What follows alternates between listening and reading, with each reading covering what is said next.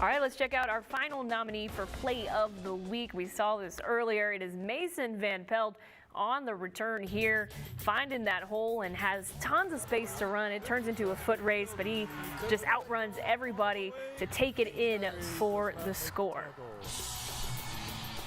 Well, concussions in football are not new, but how concussions are handled recently became a topic of discussion across the country. This came after Dolphins quarterback Tua Tagovailoa suffered a concussion 2 weeks ago in a game against Cincinnati, a game some argue he shouldn't even have been playing in the first place due to hitting his head hard on the turf in a game just days before. I spoke with some local concussion experts on what exactly happens to the body as a result of a concussion and how each step of the protocol plays a key role in the recovery process. Many of us are probably familiar with concussions, but do we actually know what happens to our bodies when we experience one? What a concussion really is a metabolic injury to the brain. Dr. Sean Spooner is a sports medicine physician at the Unity Point Sports Medicine and Concussion Center. He says, think of what it's like when your internet is buffering. That's essentially what your body is experiencing when concussed. Brain takes an injury and it slows down the chemistry. It changes how the brain metabolizes energy. While it's in this window of metabolic vulnerability, it is at greater risk of even worse injury. That's where protocol comes in. The first step, getting the diagnosis. Symptoms sometimes appear right away, or they could even take days. But symptoms aren't just physical. They can also be emotional, cognitive, and sleep-related. Athletic trainer Troy Cleese says a big part of being able to diagnose a concussion is honesty between athletes and the medical staff. So I think that's the hard part, is we can't see what's going on. We're trusting what they're telling us. And sometimes that can be hard because some kids want to hide it. They want to play through it. But that's, as we know, not the safest way of going about it.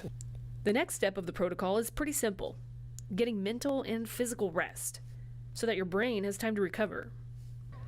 Once symptoms improve, you can gradually return to light physical and school-related activities.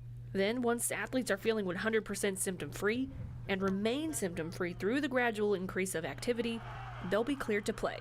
The recovery process can take anywhere from 2 to 4 weeks for most kids, teens, and adults. But it's important to keep in mind that no concussion is the same, and the recovery process can vary from person to person.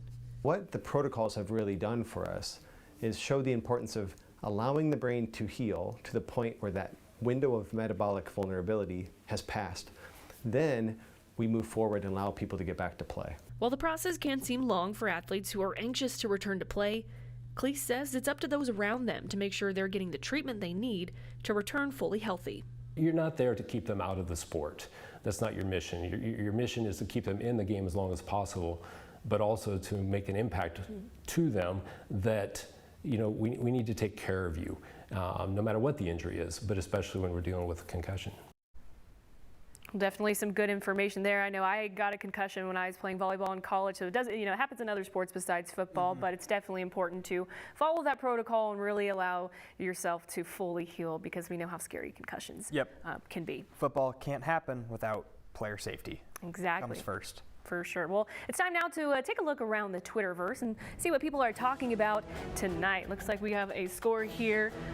Des Moines North falling short against Ottumwa. They fall 32-20. They've been playing some good ball, but they've had a little bit of a losing skid, but they faced some tough opponents so far. Yeah, Ottumwa, O-Town, the Bulldogs, they're pretty good. It's a team we don't really get to that much. They're a couple hours away, but North, I mean, they've been playing good football, just coming up short in a couple of these premier games, if you want to call them that. Yeah, what's next? Saw these highlights. ADM beats Knoxville 56-3. That's a statement win coming off of that big loss to Harlan. There's not really any shame in losing to Harlan. They've won the most state titles in Iowa football history, so that was a big, I don't know if long shot's the right word, but that was going to be a big challenge to go over to Harlan and beat them. So that's a really good bounce back win. Yeah, and you kind of figured that whoever they were playing next, they were going to get a very fired up ADM team. So not too surprised to see how much of a margin they won by there. All right, Waukee Northwest They fell short to Ankeny today. Again, another good team. No shame in losing to Ankeny. I mean, they are firing on all cylinders right now. And Joaquin Northwest has also been playing some good ball as of late, on a bit of a winning streak. But when you go up against a team like Ankeny, they're hard to beat. Yeah, it's really starting to show that Ankeny, Southeast Polk, and Dowling are on that different level, and that. Over the course of a season, you get injuries, and the depth really starts to show. And it's pretty clear that Ankeny is really good. They're legit at every part of the field. Final score, we just saw this one. Rams win on senior night 42-16. What a game. It was kind of a slow first half. Probably only like 4 or 5 possessions for the Rams in total. It was kind of a Big Ten style football game, if you will. But they came out with a big win over Centennial. And I don't know who's going to win it all. I have no idea. Yeah, well, and credit to Centennial too. I know they've kind of had their struggles this season, but and they were fired up in this one. I mean, playing a team like Southeast Polk, you want to be the ones to hand them a loss. Unfortunately, just couldn't get it done tonight. But Southeast Polk, they're just a different animal right now, especially as we get closer to the postseason. Well, we are going to take a quick break, but when we come back, find out which student sections made it into this week's Fan Camp.